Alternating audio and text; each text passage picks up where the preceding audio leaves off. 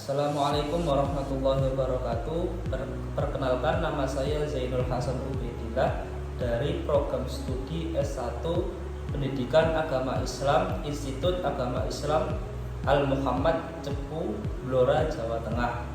Pada kesempatan kali ini saya akan mewawancarai tentang kepemimpinan bersama narasumber saya, yaitu Ibu Sabila Rizky Amalia sebagai HRD PT Rukun Jaya Makmur MPS Padangan. Selamat pagi Bu Risma, bagaimana kabarnya? Alhamdulillah, kabar baik hari ini Mas Ubed. Bagaimana dengan Mas Ubed hari ini? Alhamdulillah, kabar hari ini saya juga baik Bu. Oke Bu Risma, pada kesempatan hari ini saya akan mewawancarai Bu Risma tentang kepemimpinan. Apa sih pengalaman kepemimpinan Bu Risma ketika Bu Risma menjabat sebagai HRD di PT Rukun Jaya Makmur? Oke, baik Mas Ubed, nanti monggo kalau ada pertanyaan-pertanyaan, insya Allah saya siap untuk menjawabnya. Apa sih yang Bu Risma ketahui tentang kepemimpinan? Baik, terima kasih Mas Ubed atas pertanyaannya. Jadi kepemimpinan adalah kemampuan dan proses mempengaruhi, mengarahkan, serta mengelola orang lain untuk mencapai tujuan bersama.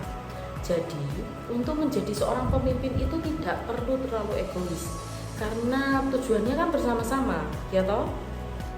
Apa saja sih kualitas yang harus dimiliki oleh seorang pemimpin? Baik, jadi kualitas atau kriteria yang harus dimiliki oleh seorang pemimpin, yang pertama adalah integriti atau integritas. Integritas itu apa sih? Integritas itu adalah sikap di mana seseorang ini harus menjaga yang pertama, yaitu honesty atau kejujuran. Yang kedua ada loyalty atau kesetiaan. Kemudian ada konsistensi dalam segala hal, dalam segala perbuatan dan tindakan yang dilakukan, ya. Kemudian yang kedua, harus memiliki komunikasi yang baik dengan timnya. Sebagai seorang pemimpin tuh komunikasi yang baik itu sangat penting.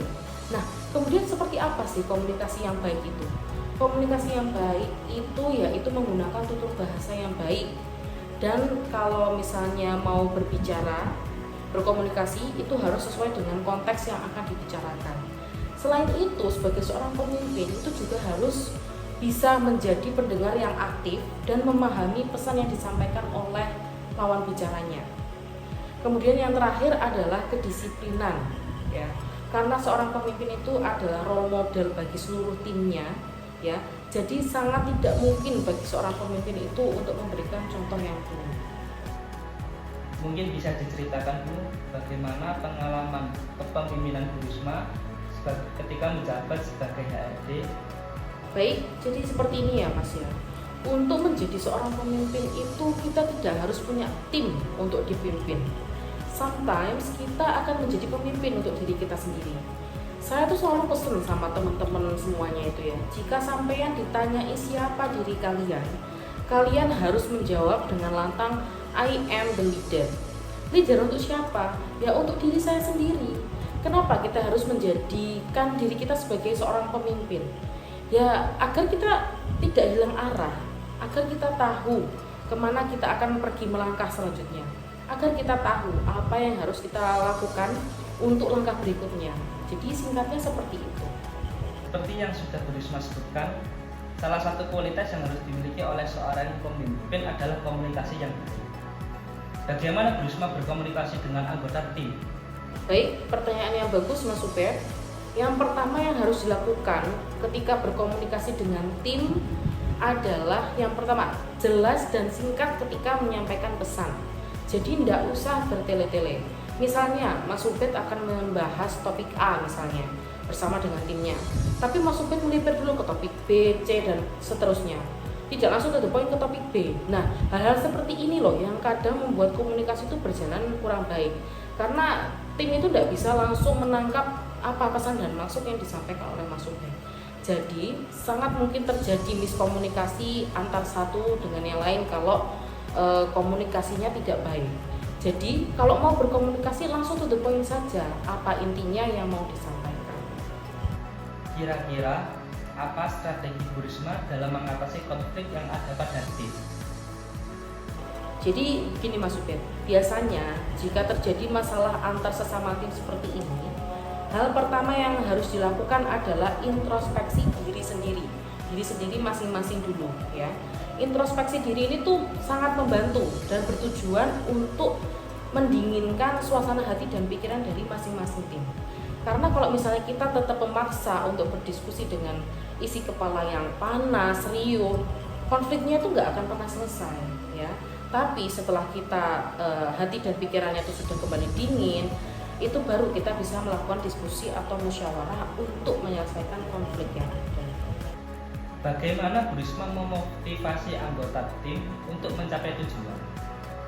Baik, first thing first yang harus kita lakukan adalah menyamakan prinsip dan persepsi antara pemimpin dan tim.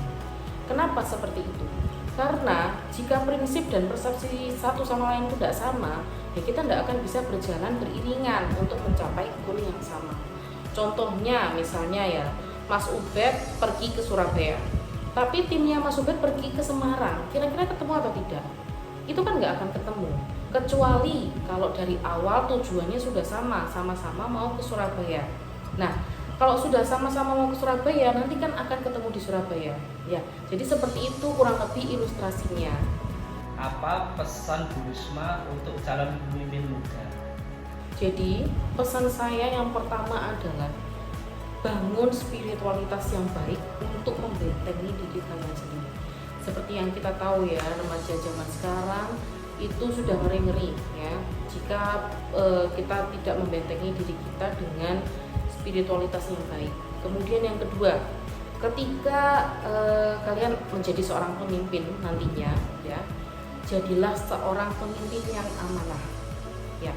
Kemudian yang ketiga adalah jangan pernah berhenti belajar akan hal baru. Kemudian yang keempat, harus bisa menjadi teladan dan inspirasi bagi orang lain.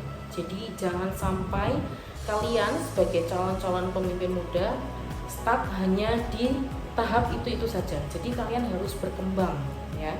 Yang terakhir dan yang paling perlu diingat adalah menjadi seorang pemimpin itu bukan hanya tentang kekuasaan, tapi tentang tanggung jawab.